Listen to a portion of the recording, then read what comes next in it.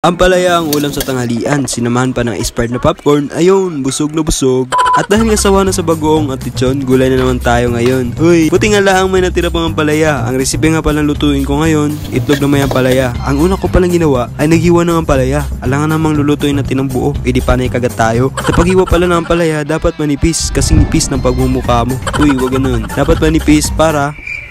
Wala lang, gusto ko lang manipis. Yung bawang nga, minadji ko na lang kasi nilamad na ako maghiwa. At para mabawas-bawasan yung pait ng ampalaya, ilagay sa tubig na may asin. Syarog, di mabawasan ng kapait. After that, gisa na natin yung bawang. Bawang ka ba? Bakit? Kasi garlic ako sa'yo. At dahil sa katangahan ko, inuuna ko yung itlog kaysa sa palaya. O, saan mo yung ginaya? Siyempre, pagtas mo ng malunod lahat, imikos-mikos mo na yan, brother. Imikos-mikos mo na ulit, tita! Luto na, habab na tani.